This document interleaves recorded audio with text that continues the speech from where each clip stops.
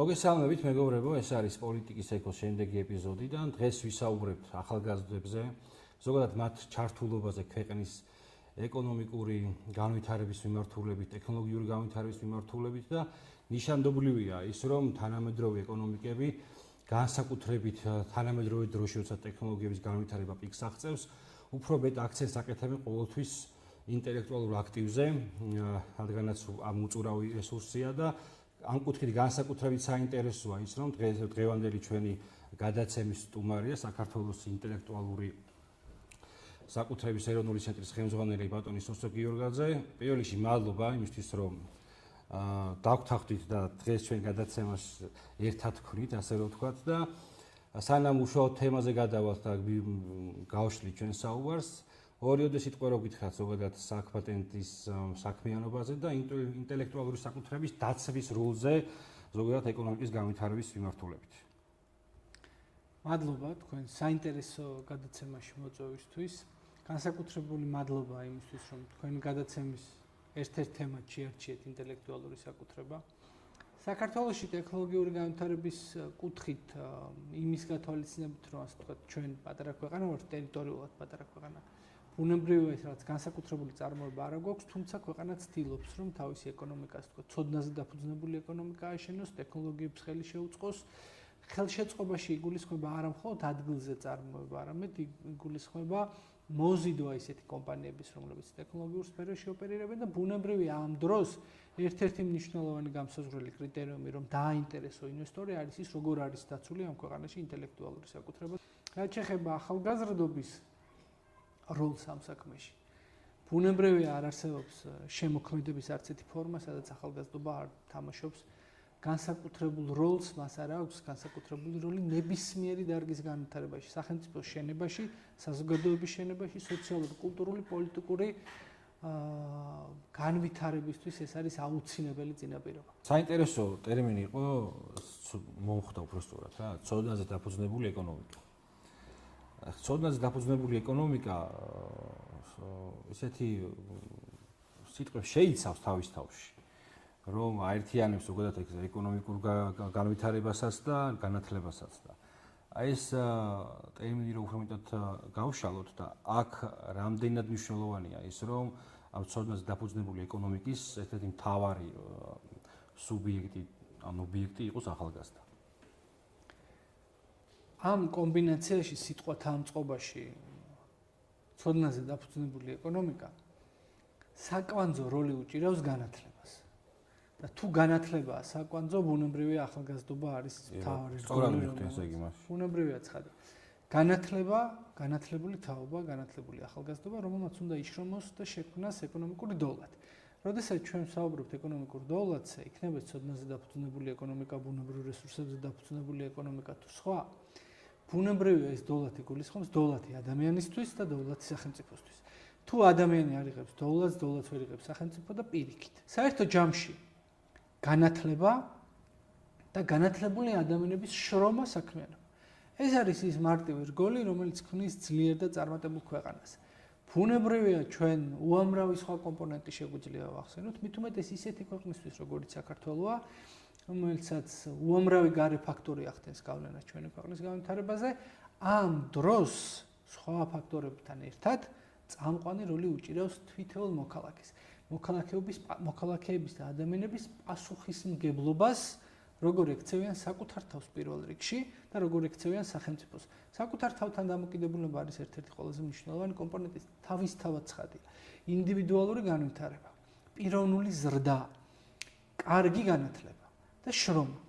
ეს საბოლოო ჯამში ქმნის სოციუმს, ქმნის საზოგადოებას, რომელსაც შეუძლია ააშენოს კარგი ქვეყანა, მაგრამ საერთო წესები, რომელიც ყველასთვის არის, წესები და ვალდებულებები, რომლებიც არსებობს სახელმწიფოსთვის, სახელმწიფოს წინაშე.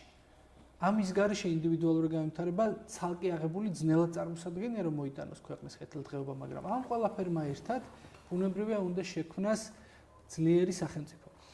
მე არ ვსაუბრობ ცხადია, რომ ყველა ერთ აზრზე შეიძლება ვიყოთ.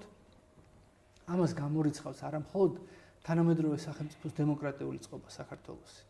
ამას თავისთავად ადამიანის ბუნება გამორიცხავს, ჩვენი რელიგია გამორიცხავს, დამოკიდებულება, ქართული ტრადიციები, კულტურა, ბევრი ფაქტორია, რომელიც ჩვენ გვაძლევს იმის საშუალებას, რომ ჩვენ ვერ ვიქნებით ყოველთვის ერთ აზრზე, მაგრამ არსებობს საკითხები, რომელთან დაკავშირებით ჩვენ უნდა ვიყოთ ერთ აზრზე და ეს საერთო აზრი დაკავშირებულია ბუნებრივია სახელმწიფოს განვითარებასთან, ქვეყნის განვითარებასთან. ქვეყნის განვითარების გზები, ფორმები, მიზნები შესაძლოა ასევე იყოს აზრთა სხვადასხვაობის საფუძველი, მაგრამ საერთო მიზანი ერთია. აზრთა სხვადასხვაობა ნორმალურია, განვითარებული და განათლებული საზოგადოებისთვის მით უმეტეს ნორმალურია და კიდევ უფრო ნორმალურია, როდესაც ამ პროცესში ჩართული არიან ახალგაზრდები, თუმცა მე არ მინდა ისე გამომივიდეს, რომ სახელმწიფო ბედის გადაწყვეტის დროს, ან ნებისმიერი საკითხის გადაწყვეტის დროს უფრო მეტი ხმა ეკუთვნის ახალგაზრდებს, ვიდრე ასე ვთქვათ, უფრო ასაკოვან ადამიანებს. ასეთი მიდგომა არ შეიძლება არსებობდეს, არ უნდა ვთქვათ, რომ აი რადგან ახალგაზრდები ასე ფიქრობენ, მოდი ახლა ასაკოვნებმა თავიანთი პოზიციები დათმონ. არსებობს გადაწყვეტილების ტიპი, სადაც უფრო კარგია ხოლმე ასაკოვანი ადამიანების გადაწყვეტილება თავიანთი გამოცდილების ხარჯზე. ზოგჯერ უფრო მეტი ემოციაა საჭირო, როდესაც ახალგაზრდები, რაც უფრო მეტად ახალგაზრდებს აქვს, თუმცა მათი ბალანსი ქმნის ხოლმე როგორც წესი საუკეთესო გადაწყვეტილებებს, თუმცა ყველაფერს თავისი დრო აქვს, აი უხეშად რომ ავიღოთ და არც თუ უხეშად. ახალგაზრდობაში შეგიძლია აკეთო სიბერეში გასაკეთებელი საქმეები. მაგრამ აი სიბერეში იმ საქმეების გაკეთება, რომელიც ახალგაზრდობაში უნდა გაკეთებინა, აი ეს უკვე ცოტა რთულია. ეს ბოლო კარგი იყოს ეს სიბერეში. ძალიან მნიშვნელოვანია ყველაფერს თავისი დრო და თავის დროზე მოიყვანეთ, დაოჯახდით მეგობრებო. აი, საინტერესოა ის, რომ თვით განვითარებაზე ვისაუბროთ, ეხლა თქვენ გავუსვით ხაზი კიდევ თვით განვითარებას, თვით მოტივაციას, ზოგადად მე ხშირად ვამბობ ხოლმე, რომ ჩვენ მივეჩვიეთ ძალიან ესეთ რაღაცას სკოლიდან, რომ იმიტომ ვერ ვისწავლე მასწავლებელო გაკვეთილი, რომ სტუმრები მყავდა და სულ გადასულივად რატომღაც მთელი ყოველ შემთხვევაში ჩემს სკოლის მოსწავლობის პერიოდში ბევრი ეგეთი მიზეზის პოვნა შეიძლებოდა და სულად რაღაცა თვით მართლების რეჟიმში და ნუ მე თანამედროვე მათ შორის ჩემ თანატოლებს ან ჩემზე უფროსებს ან უმცროსებს მოკლედ თაობას გვახასიათებს ის რომ რაღაცა თვით რეალიზაციის მომენტი იმიტომ ვერ გამახორციელებთ ჩვენ ცხოვრებაში რომ იყო გარე ფაქტორები იყო და უფრო თავის დროზე სოციალისტური რესპუბლიკა საბჭოთა კავშირი მე იყო რაღაცა არეულობა არის სოციალური უთანასწორობა და სულ რაღაცა მიზეზთა ძიებაში არის მათ შორის ახალგაზრდა თაობას და სამწუხაროდ ყველას გვახასიათებს და იმის ხაზგასმა რომ იცი რა შენი ბედი შენად გეკუთვნის და ეს მარადიული ფორმულა რომელიც წარმოგვიდგინა ხო ილია ჭავჭავაძემ საკმაოდ ისეთია აქტუალურია დღესაც და მნიშვნელოვანი თუმცა ახლა ამ კუთხით ისე თქვა მინდა რა აი ამ ჩვენი აი ამ გარემოებაში დუღს ახლა მოკლედ რა პოლიტიკური სიტუაცია მათ შორის საქართველოში ერთ ხარეს მიაჩნია რომ რაღაცები არასწორად ვითარდება მეორე ხარეს მიაჩნია პირიქით მაღალი ასე თუ ისე პოლარიზაციის დონე ყოველ შემთხვევაში ახალგაზრდებში უფრო შეიმჩნევა ეს შეიძლება სხვა ასაკობრივ კატეგორიაში არ შეიმჩნეოდეს აი ამ ფონზე როგორ შეიძლება ჩვენ რომ რაღაცნაირად აი წეღანაც სახელმწიფოს შეთანხმებას საზოგადოების შეთანხმებას გავუსვით ხაზი რომ თუ არ მოვახდინოთ კონსენსუსი იმაზე თუ რა თამაშის წესები თამაშობთ რთულია განვითარებაზე ვიფიქროთ ხო აი ამ პოლარიზაციის ფონზე განსაკუთრებით აი ამ ახალგაზრდა თაობაში როგორ უნდა უზრუნველყოთ მათ შორის საზოგადოება მათ შორის სახელმწიფო მათ შორის თვითონ ახალგაზრდება ისე რომ რეალურ შეთანხმებაზე გავიდეთ ისეთ შედეგზე რომელიც ახალგაზრდასაც მისცემს განვითარების საშუალებას და ზოგადად ქვეყანასაც წაადგება მისი ეკონომიკური განვითარების პროცესში დავიწყოთ იმით რომ გარე ფაქტორების არსებობა ცხადია გავლენას ახდენს ერთია ვაბრალებთ თუ არა სხვას და რამდენად არის გარე ფაქტორების როლი წარმატებაში ან წარუმატებლობაში მაგრამ გარე ფაქტორებს სახელმწიფოში არსებულ სიტუაციას პოლიტიკურს ეკონომიკურს განათლების ხარისხს ცხადია აქვს გავლენა თაობების ჩამოყალიბებაზე მის განათლების ხარისხზე მის სწრაფებებზე და ბუნებრივია მათ შორის როგორც სოციალისტურმა წარსულმა 90-იანმა წლებმა და შემდგომმა პერიოდებმა თავისი კვალი დატოვა და მომავალშიც დატოვებს. ძალიან მარტივად შემიძლია ამის მაგალითი გითხრათ. მე 37 წლის ვარ და 4 ომი ვნახე. ეს არის აფხაზეთში, სამჩაბლოში, შემდგომ სამოქალაქო, შემდგომ უკვე 2008 წლის. თითქოს ახლა დღევანდელ რეალობიდან ეს რთულად აღარ ჩანს, მაგრამ ობიექტურად თუ შევაფასებთ ახალგაზრდა ადამიანისთვის, რომელმაც თავისი არსებობის მანძილზე 4 ომი გამოიარა, შეუძლებელია რომ მან არ დატოვოს კვალი და განსაკუთრებული კვალი არ დატოვოს და ბუნებრივია ეს მოახდენს გავლენას ჩემზეც და ყველაზეც ვის ასეთ ყველა იმ ადამიანზე, ვისაც ასეთი გამოცდილება აქვს. მეორე მხრივ სასიამოვნო და კარგი ამბავია ის, რომ ჩვენ 2 წელიწადში გვეყოლება თაობა, რომელიც იქნება სრულწლოვანი და არასოდეს არ ექნება ომი ნანახი. მე ვფიქრობ, რომ ეს განსაკუთრებული თაობა იქნება სრულწლოვანი თაობა, რომელმაც იცხოვრა დამოუკიდებელ საქართველოში, დაიბადა და იცხოვრა დამოუკიდებელ საქართველოში და მას ომი არ უნახავს და ეს ვფიქრობ, რომ ერთ-ერთი უზარმაზარი მონოპოვარია ჩვენი საზოგადოების პირველ რიგში, რა თქმა უნდა, სახელმწიფო საჭიროებები აჩენს ომს, თორე ომი არავის არ უნდა, მაგრამ არსებობს იძულებითი ფორმები, იძულებითი სიტუაცია, როდესაც ქვეყანა ამ ნაბიჯს დგავს. ბუნებრივია ნებისმიერ სახელმწიფოს ამოცანა, რომ მას არ მოუწიოს ომი, არ მიიღოს ეკონომიკური ზარალი, პირველ რიგში არ დაკარგოს სიცოცხლე, არ დაკარგოს ტერიტორიები, მაგრამ სამწუხაროდ ასეთი მოცემულობები დგება ხოლმე მით უმეტეს საქართველოში. და რადგან ომს შევეხეთ და ომებს საქართველოს ისტორიაში და უახლეს ისტორიაში, მარტივად ვთქვათ, რომ ადამე ქართველ კაცს რამდენად ეს განყენებულ ფრაზად არ უნდა მოგვეჩვენოს, რამდენად ფილოსოფიად არ უნდა მოგვეჩვენოს, ჩვენ ვართ საზოგადოება, რომელიც გამარჯვებით ვესალმებით ერთმანეთს და რატო ვესალმებით გამარჯვებით? იმიტომ რომ ქართველი კაცი ყოველდღე ომში მიდიოდა, ვინც შეხვდებოდა ამ მეომარს გამარჯვებას უსურვებდა და აქამდე მოვედით ისე რომ ჩვენი ცხოვრების ყოველდღიური წესად ჩამოყალიბდა. ომში წასვლა და მე ვინც შეხვდება გამარჯვება გისურვოს. ამიტომ იმ ქვეყნისთვის და იმ ერისთვის, რომლის არსებობის განუყოფელი ნაწილი ომია, რომელსაც ინსტინქტებამდე აქვს დასული, რომ უნდა გაიმარჯვოს, მუდმივად რაღაც ემოციური გამოსვლა, სახელმწიფოს დაცვის ფუნქცია გვაქვს გაძლიერებული. ვიღაცისთვის ეს რიტორიკული ნაწილია, შეიძლება ვიღაცისთვის ურაპატრიოტიზმია, ასეთი ბრტყელი სიტყვებით ლაპარაკი და თუ საშუალება იქნება, მე ვისურვებდი, რომ ამ თემებსაც შევეხოთ რა არის ურაპატრიოტიზმი, პატრიოტიზმი. უბრალოდ ამ თემის ხაზგასმა მინდა, რომ ჩვენ ვართ საზოგადოება, რომლისთვისაც ეს ინსტინქტია, რომ ჩვენი ქვეყანა უნდა დავიცვათ. და ხანდახან ამ ინსტინქტების დაკმაყოფილებას არასაჭირო ფორმებითაც კი ვახდენთ ხოლმე, ზედმეტად აქტიურობთ, როცა სამოქალაქო საზოგადოების როლი, რა თქმა უნდა, ძალიან მნიშვნელოვანია, მაგრამ ჩემი წარმოდგენით, მათ შორის ახალგაზრდები და ჩემ თავზე ვიტყვი პირველ რიგში, მე ვარ ადამიანი, რომელიც ბევრჯერ მდგარა ქუჩაში, მიტინგზე, სხვადასხვა ფორმით გაუპროტესტებია, ჩემ თავზე ვიტყვი. ხშირად ეს განსაკუთრებულად ემოციური ყოფილა, ზედმეტადაც კი, იმიტომ რომ ამის მოთხოვნილება გვაქვს.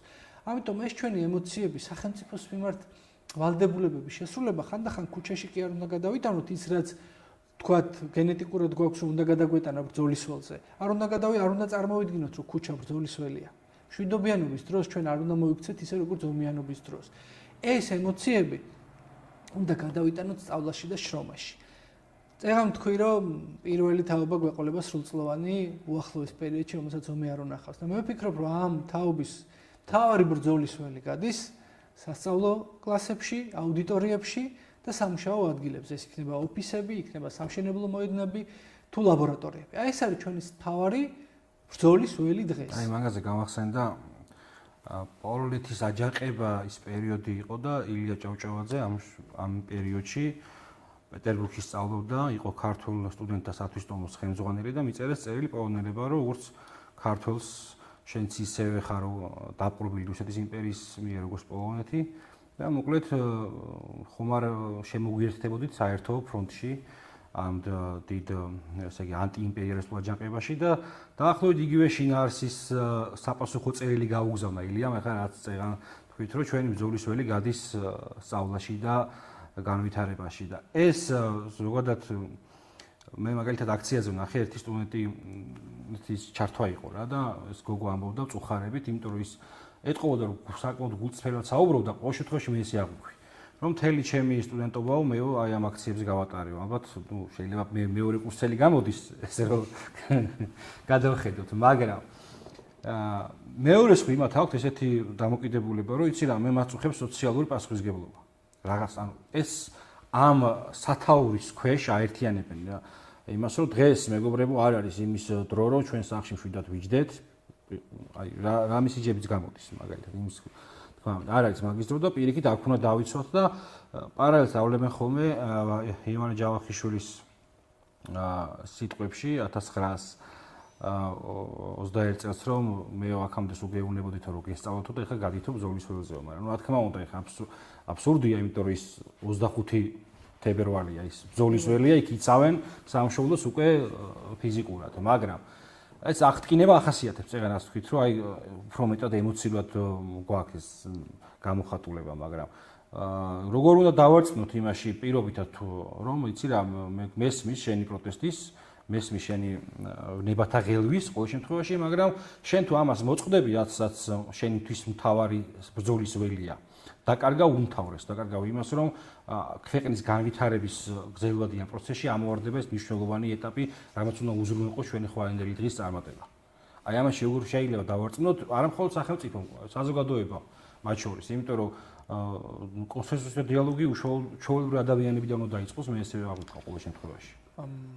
კონსენსუსი ალბათ ყველაზე რთული გზაა, რომელიც რა თქმა უნდა შესაძლებელია, მაგრამ მე ამ წუთში ამის საფორმულა არ მაქვს. თქვენი ასე ვთქვათ, კითხვის პირველი ნაწილიდან დავიწყებ.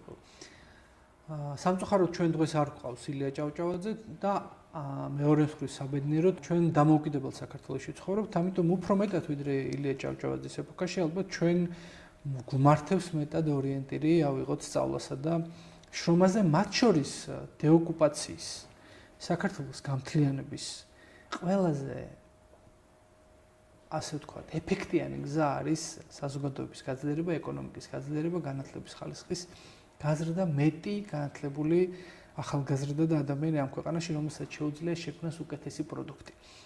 არც ერთი პოლიტიკური აქცია, რა თქმა უნდა, ისტორიული გასაყარი არსებობს ხოლმე ასეთ შემთხვევაში და დღეს ნამდვილად არ დგას საქართველოს ასეთ ისტორიულ გასაყარზე. ჩვენ მე დარწმუნებული ვარ, რომ ჩიდა პოლიტიკური პროცესებია, რომელსაც გარკვეული პოლიტიკური ძალები არა სახელმწიფოებრივი ინტერესებისთვის იყენებენ. აქედან გამომდინარე, ძალიან ღრმად რომ არ შევიდეთ პოლიტიკურ ანალიზში, ჩვენ თამამად შეგვიძლია ვთქვათ, რომ თავარი ამოცანა სწორედ სწავლა და შრომა, რაც შეეხება თქვენი კითხვის იმ ნაწილს, სადაც საუბრობთ კონსენსუსზე და ეროვნული შეთანხმების მიღწევაზე. თუ თქვენ გსურთ, რომ დღეს ამ ახალგაზრდების ორმა ნაწილმა, რომელიც ერთ მხარეს უჭერს, ან მეორე მხარეს უჭერს, ან თუნდაც საზოგადოების ორმა ნაწილმა უბრალოდ პოლიტიკურ საკითხებზე შეთანხმებას მიაღწიოს, ამ ამოცანის დასახმა მე არ მიმაჩნია მართებულად, იმიტომ რომ ძნელად წარმომიდგენია. ეს შესაძლებელი ალბათ იყო, ვთქვათ, 2 ან 3 წლის წინ, მაგრამ იმ ფონზე, როდესაც უკვე ორი მხარე ერთმანეთს დაუპირისპირდა ამ ფორმით, როგორც დაუპირისპირდა, ამდენი შეურაცხყოფა მიაყენეს ერთმანეთს და კიდევ ერთხელ უნდა გავიმეორო, რომ ამაზე პასუხისმგებელი არიან ის პოლიტიკური აქტორები, გულისხმობ ცხადია ოპოზიციას, რომელმაც ეს საკუთარი მიზნები შესასრულებლად გამოიყენეს, მაგრამ მე არ ვაპირებ ამ ახალგაზრდებს უთხრა, რომ ისინი შეცდნენ. ან არ ვფიქრობ, რომ ვინმე ეს შეიძლება დასაბუთებულად აუხსნას, იმიტომ რომ ძალიან ძნელია 20 წლის ახალგაზრდას და სტუდენტს ისევე ჩემი გამოცდილებიდან ვლაპარაკობ, დაარწმუნო, რომ 2 წელი რომ ქუჩაში იდგა, შიგადაშიგ მოუწია, ვთქვათ, რაღაცა ხუთავი არის ჩაყნოსვა, რომ ის ამას აკეთებდა, ცდებოდა. მე არ წარმომიდგენია ისეთი ორატორი, ჭერმეტყველი, ბრძენი ადამიანი, რომელიც შეძლებს რომ ამ ახალგაზრდების უმრავლესობა დაარწმუნოს იმაში, რომ პოლიტიკური გეზი შეცდომა იყო, რომ ქვეყანაში სინამდვილეში რეალურად არაფერი ისეთი არ ხდება, მართლა არაფერი არ ხდება რა. ჩვენ ადამიანებს აჯერებენ პოლიტიკური ძალები, სამწუხაროდ რომ რუსეთმა იმაზე უფრო მეტი დაიკავა, ვიდრე ოკუპირებული აქვს. რა დანაშაული მიუძღვის რუსეთის სახელმწიფო საქართველოს წინააღმდეგ, ეს ცალკე გადაცემაა და სიამოვნებით ვილაპარაკებდი იმ დანაშაულებებზე, არა მხოლოდ სამხედრო დაპირება მივიღოთ? კი ბატონო, არა მხოლოდ სამხედრო, არამედ მორალურ პასუხისმგებლობის თვალსაზრისით გულისხმობ, მაგრამ ეს ამ გადაცემის თემა თუ არ არის, ავიღოთ სხვა გადაცემის ფორმატში. ამიტომ მე ვსაუბრობ იმაზე, რომ თუ კი ჩვენ გსურს, რომ საზოგადოების გაერთიანება რაიმე ფორმით, არ არის აუცილებელი ყველა ერთ ხმაში ღიღინებდეს. რა თქმა უნდა, ეს პირიქით. საერთო საქმეს ეს არის პროცესების წარმართვა, პირველ რიგში ეკონომიკური პროცესების წარმართვა ისე, რომ პოლიტიკურ საკითხებზე კი არ შეთანხმდეს ეს საზოგადოება.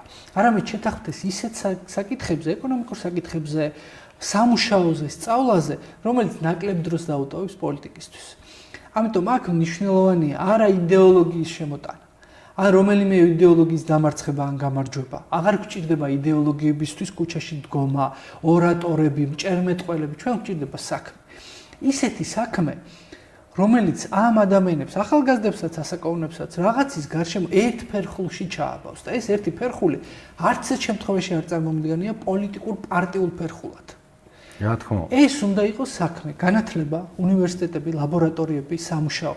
აქცენტირება იმაზე, რომ აღჭირდება ხო ას პოლიტიკური იდეოლოგიის კონცენტრირება და მაგალითად მაგ იდეოლოგიაზე თანხმობა, ეს გასაგებია და გეთანხმებით იმაში, იმიტომ რომ რაც უფრო მეტად არის შემოჭრილი პოლიტიკა საზოგადოებრივ ცხოვრებაში, მეტად არის პოლარიზება გაღვივებული და თუმცა არსებობს ხო რაღაც ფუნდამენტალური ღირებულებები, თუმცა შესაძაც ჩვენ ხა მაინც ემოციური ხალხი ვართ, მე ესე აღვიქვაო, თქვენც ამას გავუსვით ხაზი ქართველები და გვაქვს რაღაცა ესეთი გულში ჩასახუტებელი ცნებები, რითაც ვიზრდებით და რითაც ვართ ალბათ გამორჩეულები ხო სოფლიო პოლიტიკურ რუკაზე.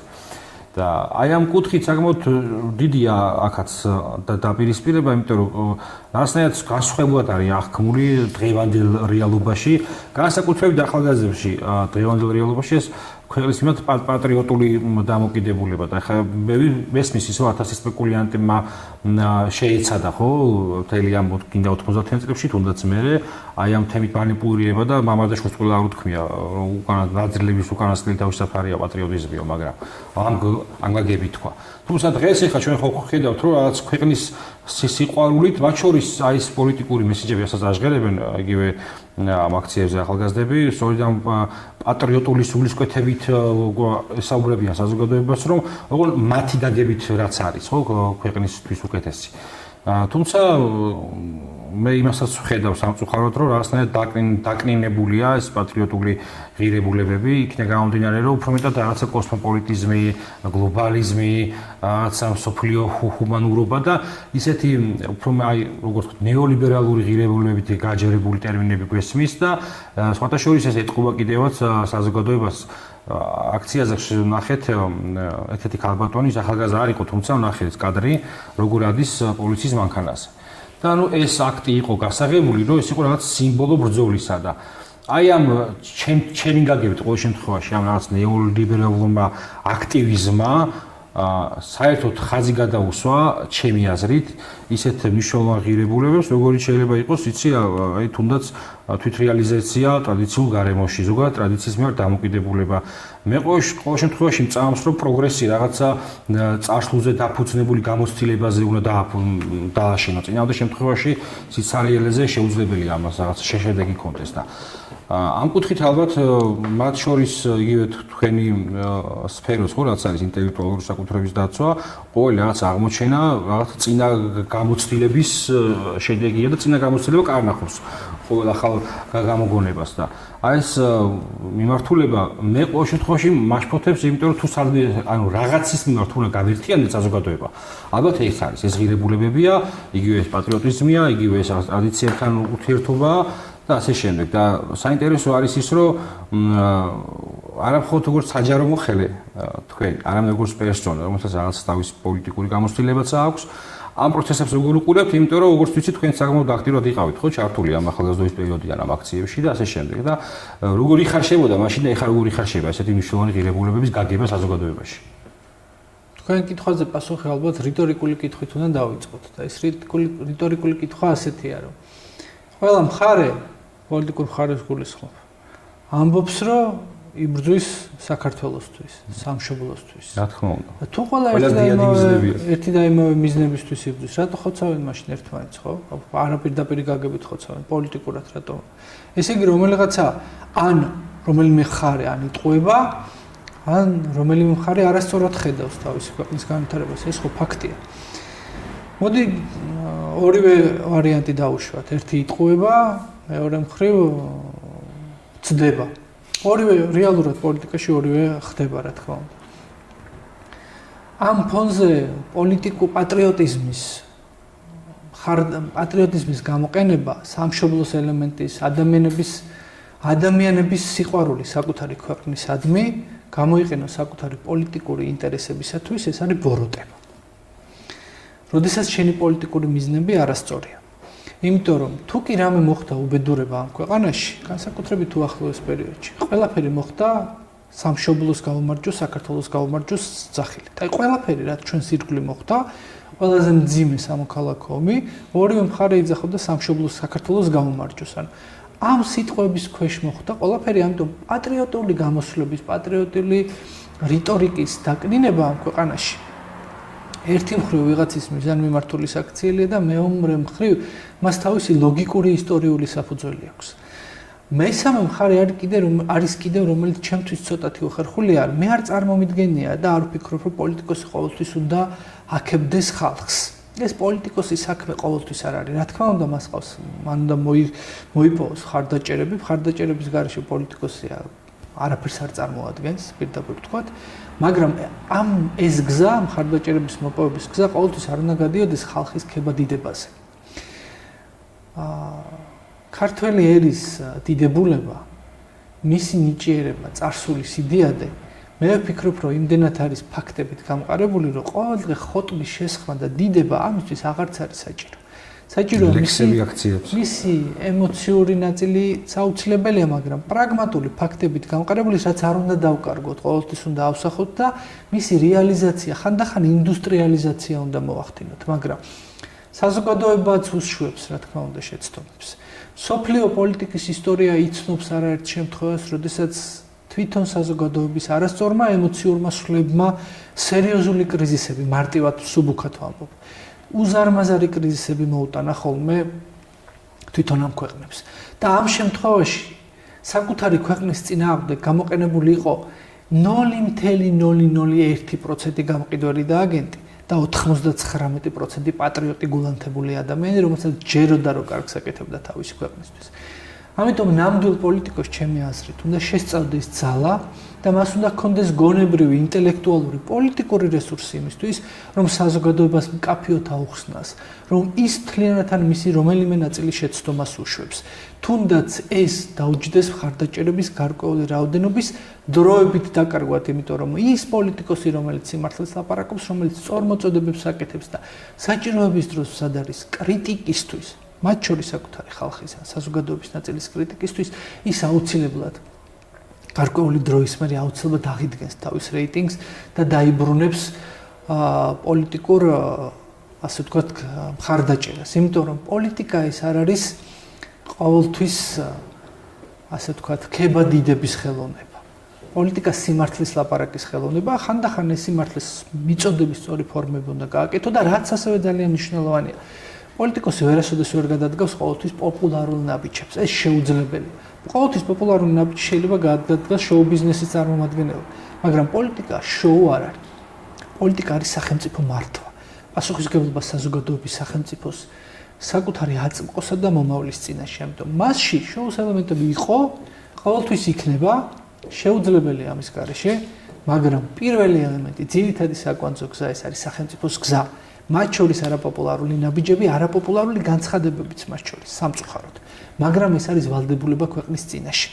პოლიტიკოსის ვალდებულება იყოს მართალი.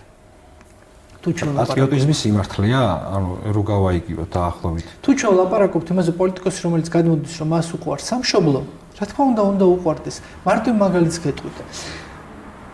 აი ადამიანი, რომელსაც დედა უყვარს, ხო ჩვეულებრივი ადამიანია. მაგრამ ადამიანი, რომელსაც დედა არ უყვარს, ნაძირალაა. ადამიანი, რომელსაც სამშობლო უყვარს, ნორმალური ადამიანია. ადამიანი, რომელსაც სამშობლო არ უყვარს, ნაძირალაა.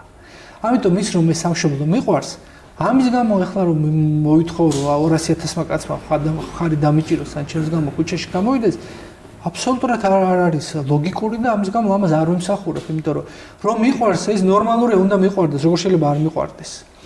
რომ არ გიყვარს, ეს არის გასაოცარი. თორემ სიყვარული ვალდებულებაც არის და არა მხოლოდ სიყვარულს ზოგადად დაარქვა ვალდებულება ძნელი წარმოსადგენია, მაგრამ საკუთარი სამშობლოს წინაშე ვალში ხარ ყოველთვის. გიყვარდეს შენი ქვეყანა, ეს არის ბუნებრივი მოცემულობა, ვალდებულებაზე უფრო მეტია. განუყოფელი ნაწილია, შენი საკუთარი თავის სიყვარულია. შენი სამშობლო რო გიყვარს, ეს იგივეა შენი თავი გიყვარს.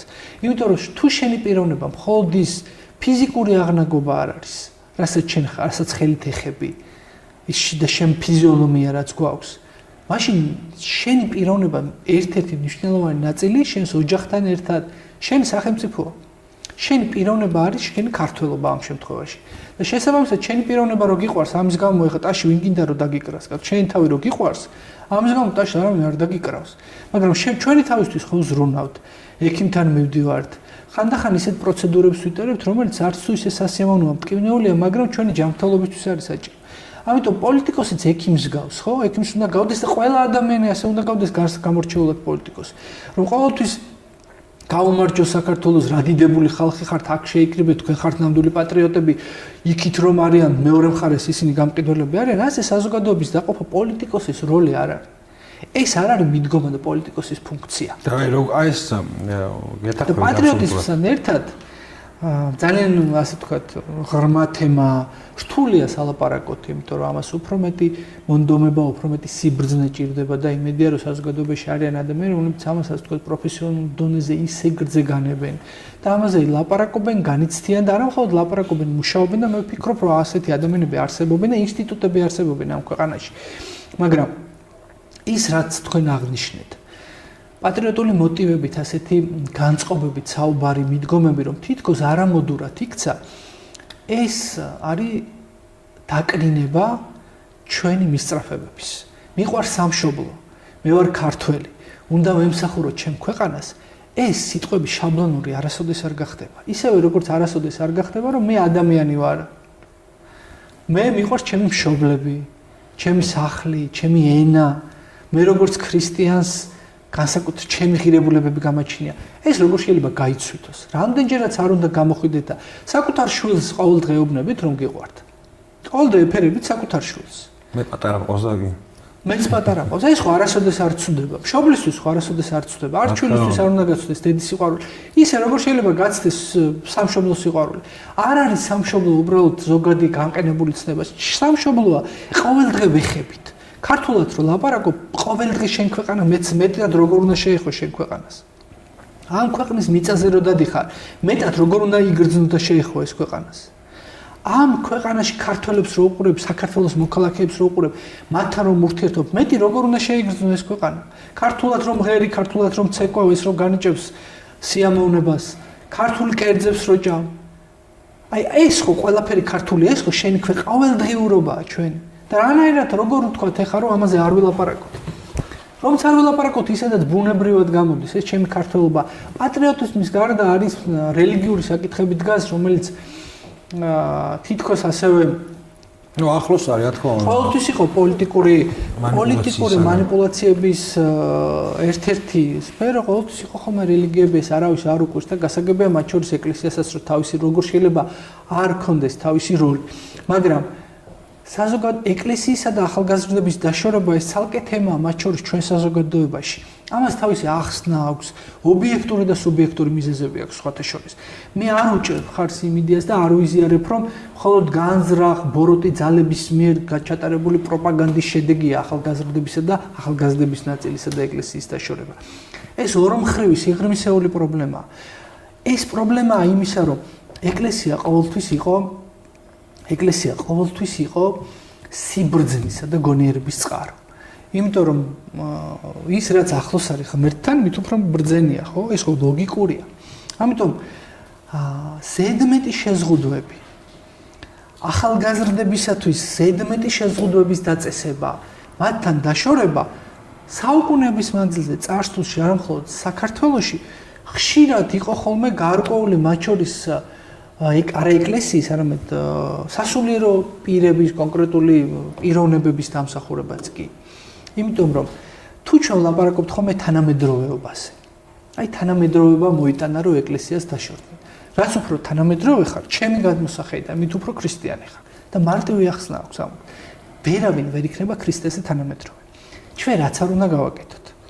რაც არ უნდა გამოვიგონოთ. როგორი ტექნოლოგიურ პროგრესაც არ უნდა მივახციოთ, რა იდეაც არ უნდა გაგვიჩნდეს. 1000 სხვადასხვა ვერსია რო ქონდეს, საით შეგვიძლია წავიდეთ. ყველა ეს გზა ხო ღმერთმა შექმნა. ყველა შესაძლო ფორმულა რო ხო ღმერთმა გამოიგონა. ჩვენი ყოველი სიტყვა რაც შეიძლება წარმოთქვათ ხო ყველაფერი უფალმა შექმნა. ეს ხო არის ჩვენ რელიგია, ქრისტიანობა ხო ამას ამბობს. ამიტომ როგორ შეიძლება რომელიმე თაობა რაიმე ტიპის ტექნოლოგიურმა პროგრესმა მოიტანოს ის, რაც უცხოა ღმერთისთვის. შეუძლებელია, ხო? თავისთავად ამას გამორიცხავს ქრისტიანობა. ადამიანმა შექმნას ისეთი რამ, რაც უცხოა ღმერთისთვის, ამას ხო გამორიცხავს ქრისტიანობა. თავისი არსით, იმიტომ რომ ღმერთია ყოვლისშემძლე და შემოქმედი ყველაფრის. ამიტომ ყოველგვარ სიახლეზე, თუნდაც ტექნოლოგიურ სიახლეზე, თუნდაც იდეოლოგიაზე, თუნდაც თაობების მიერ განსხვავებულ მიდგომაზე, მუდმივი კრიტიკით მიდგომა ქრისტეს სახელით, ეს არის ზუსტად ერთ-ერთი მიზეზი, რის გამოც ხშირად ახალგაზრდობის გარკვეული ნაწილი შორდება ხოლმე ეკლესიას და სინამდვილეში ეკლესია ღმერთი არის სიბრძნის, თანამედროვეობის, ტექნოლოგიური პროგრესის დედაწყარო. ყველაფერი იქ მიდის. უბრალოდ სიკეთეა, სიმართლეა. მორჩა და გათავდა. ღმერთი არ გვავალდებულებს, ეკლესია არ გვავალდებულებს ვიყოთ სრულყოფილები. ეკლესია გვეუბნება უბრალოდ კეთილები ვიყოთ და რო შეგვეშლება მოვინანიოთ. მე არ ვამბობ, რომ თეოლოგია ჩემი ძლიერი მხარეა და არც რომელიმე სამოდელო პირის ასე ვთქვათ კომპეტენციაში ვიჭრები, უბრალოდ ჩემ მოსაზრებას ვამბობ რა. ჩვენი რელიგია, ჩემ რელიგიაზე ვლაპარაკობ, ქრისტიანობაზე ვსაუბრობ, ყველა რელიგიის მიმდევარს პატივს ვცემ და ფიქრობ, რომ ეს ჩვენი ერთ-ერთი დიდი ღირებულებაა. მე უბრალოდ იმის თქმა მინდა, რომ თანამედროვეობა არ იწვევს დაშორებას ეკლესიასთან. ქრისტეა ყველაზე თანამედროვე. ვერასოდეს ვერცეთი ადამიანი ვერ იქნება ისეთი თანამედროვე, როგორც ქრისტეა. ვერასოდეს ვერცეთი ადამიანი, ვერც ახალგაზრდა, ვერც ასაკოვანი, ვერც ბრძენი, ვერ გაიგებს იმდენს, ვერ გააკეთებს ისეთს, ვერ აღმოაჩენს ისეთს, რაც მისთვის უცხოა. როდესაც პური უნდა, როდესაც მოშივდათ მიმდევრებს შაბათს ქრისტემ ნება დართო, რომ პურის თავთავები მოეკრიფათ. მიუხედავად იმისა, რომ არ იყო დაშვებული შაბათს. რატომ? იმიტომ რომ თქვა, რომ ეს ჭირდებოდა ადამიანს, ხო? სიკეთისთვის გამოწვევების საპასუხოქმედება იყო. სიკეთისთვის იყო საჭირო. კი ბატონო. სიკეთისთვის მან თქვა, რომ დოგმები კი არ არის რელიგია. რელიგია არის სიკეთე. ადამიანისთვის სიკეთე მათ შორის. ადამიანებს შორის სიკეთე, ადამიანების სიყვარული, მათ შორის ქვეყნის სიყვარული. არის სიკეთე, ეკლესია და ქრისტეს გზა. ბუნებრივია, ჩვენ ძალიან ბევრი მაგალითი გვაქვს, როდესაც სასულიერო წრეებმა დაუშვეს შეცდომები ტექნოლოგიებთან, პროგრესთან, საზოგადოების პროგრესთან დაკავშირებით, ამან მოიტანა შუა საუკუნეები, ხო, კათოლიკურ სამყაროში. ხო, ამან მოიტანა, მათ შორის ინკვიზიციის პერიოდი, ხო, შეცდომა იყო, არასწორი მიდგომა იყო ტექნოლოგიებთან, პროგრესთან, საზოგადოების შეხედულებით. ინკვიზიცია კი იყო ინდულგენციების გადაცემები და მთელი ამბავი, რამაც დაშალა კიდევაც რეალობაში კათოლიკურ ეკლესია, მე იყო გამოჩნდა ანგლიკანები, ლუთერანები და ასე შემდეგ. თუმცა, მე მესმის აბსოლუტურად ის თქვენი ერთი დამატება ამ საკითხზე, როცა ჩვენ ლაპარაკობთ შეცდომებზე. ეხლა საუბრობდი, რომ ქრისტე კი არ უშვებს, ვთქვათ, შეცდომის დაშვებას, მის მონანიების საშუალებას გვაძლევს, იმიტომ რომ ღმერთი ცოდვაზე ინდულგენციას არ იძლევა. ღმერთი მონანიების საშუალებას იძლევა, ეს არის სხვაობა. და შეუძლებელია ჩაიდინოს ადამიანმა სიკეთე, რომელსაც ბოროტებას გაამართლებს. ეს სახელმწიფოსაც ეხება, პოლიტიკასაც ეხება. ბოროტების გამართლება, რაც არ უნდა უზარმაზარი სიკეთე ჩაიდინო, გამორიცხულია, ბოროტება შეიძლება მხოლოდ მოინანიო. ამიტომ, როდესაც შეცდომას უშვებ, მათ შორის ქვეყნის წინაშე, საზოგადოების წინაშე, ერის წინაშე, ის უნდა მოინანიო. ეს ძალა იპოვო შენში ალბათ ძალიან ძნელია, როცა თქვა, რომ მე ვწდებოდი და სახელმწიფო სხვანაირად ჭირდება, მაგრამ ჩვენ ვალდებულები ვართ, რომ ვაკეთოთ ის, რაც სახელმწიფოსთვის არის უკეთესი. ჩვენთვის არის პირველ რიგში უკეთესი, იმიტომ რომ სახელმწიფო თითოეული ჩვენთაგანი ვართ. კი ბატონო. ღირებულების დონეზე ალბათ გასაგებია ეს ახლა იდეოლოგიურ დონეზე. აქ ახლა შეიძლება საუბარია ხოლმე ინსტიტუტების დონეზე, რომ თვითონ არის, საპატრიარქოზე აქვს საუბარი, პიროვნებების დონეზე დადია მოკლედ, ხო? ვინც წინააღმდეგებია მსგავს საკითხებს, თუმცა ტენდენცია იმაში გეთახმებით, რა თქმა უნდა, ტენდენცია იმის რაღაცა ეს ნიშნულოვანი ეროვნული სულისკვეთებით გამსჭვალული ღირებულებების მიმართ გაუცხოების ტენდენცია არსებობს. ამის მიზეზი შეიძლება იყოს რაღაცა საზოგადოებისა და კონკრეტული ინსტიტუტების შორის დაპირისპირების მანიპულაცია, რომელიც შეიძლება გაიდან იყოს მართული ამ პირიქით რაღაცა ობიექტური შიდა მიზეზები განაპირობებდეს ამას, თუმცა მოცემულობა ეს არის. საბოლოო ჯამში მე ერთი დასკვნისკენ მინდა რომ თან წავიდე. იმ აზრზე მივდივარ ჩვენი საუბრიდან გამომდინარე, რომ მიუხედავად სხვადასხვა გარემოებებისა, ახალგაზრდობა, მათ შორის ყველა თაობა არის ჩვენი ქვეყნის ნაწილი და აერთიანებს და ქმნის და აყალიბებს ქვეყანას. მიუხედავად იმისა, რომ ჩვენ გვაქვს მათ შორის ახლა ალბათ ვეღარ გავშლით ახლა ამ გადაძევის ფორმატში. არსებობს სოციალური უთანასწორობა, აი მაგალითად ახლა ვინ ჩვენ გვისმენს და გონახავს, ალბათ კითხვა გაუჩნდება, რომ ობიექტურად არის ახალგაზრდების ნაწილი, რომელიც ტოვებს ამ ქვეყანას, ხო, სხვადასხვა გამოწვევების გამო. ზოგს ალბათ უფრო მეტად კარიერული განვითარების კუთხით მიაჩნია, რომ იქით უკეთესად მოახდენს თვით რეალიზაცია, ზოგს რაღაც სოციალური გამოწვევა აქვს, პრობლემა აქვს. მიუხედავად ამისა, მე მაინც ვფიქრობ, რომ ინდივიდის განვითარების ბედი მის ხელშია ყოველ შემთხვევაში და საქართველოში არის იმის პირობა და გარდა ამისა შენ გააქვს რაღაცა პატრიოტული შენი სულისკვეთება, რომ ამ ქვეყანაში მოახდინო თვით რეალიზაცია, არის იმის გარემოება, რომ ჩვენი ოცნებები ავიხდინოთ. უბრალოდ ფიქრობ, რომ განსაკუთრებით ახალგაზრდა, რომელიც ჩვენი ქვეყნის ხვალინელი დღის ეკონომიკის მოდელის შემქმნელი უნდა იყოს. რაღაცნაირად დაკარგულია, გაბნეულია იმ საინფორმაციო ბურუში, რაც ჩვენს ქვეყანაში არის, რომ ერთი მხარე აიძულებს, რომ დაუშვათ, აი შენ ამ კუთხით აქტიურე და იყვირე, მეორე მხარე მეც არ მომწონს, რომ აქ არიან კატეგორია, ვინც მოიხსენიებენ ხოლმე ამ ახალგაზრდებს, ზოგი ლიბერალს ეძახის და ზოგი ეს, იმიტომ რომ საბოლოო ჯამში ეს ხელს უშლის იმას, რომ ჩვენ ერთმანეთს ხელი ჩამოვართვათ და თუნდაც იდეოლოგიურ ერთიანობაზე თუ არა, საქართველოს გულშემატკივრად ფეხბურთიზმს. რაღაც იმში გვიშლის ხელს და ამიტომ ეს არასწორია. და ყველაფერს მიუხედავად საერთო ჯამში ჩვენ რომ მოახერხოთ ის, რომ ერთმა თაობა, ეს ძალიან სუდია, იცი, აი რაღაცა თაობათა შორის დაპირისპირების გაღვივება, ხელშეწყობა ვიღაცების მხრიდან და მათ შორის ალბათ ჩვენ თვითონაც უწყობთ ხელს, იმიტომ რომ ემოციურად ვცდილობთ ხოლმე ერთმანეთს საპირისპირო აზრით დავუმტკიცოთ.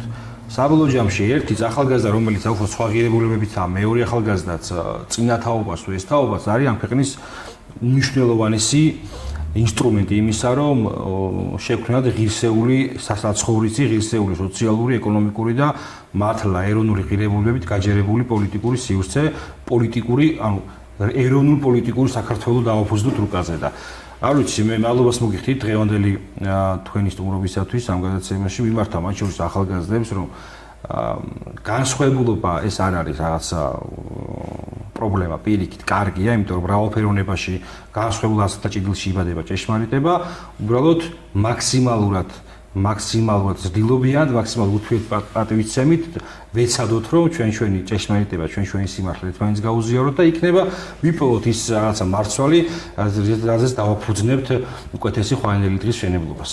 მადლობა ყურადღებისათვის. მადლობა მოწვევით.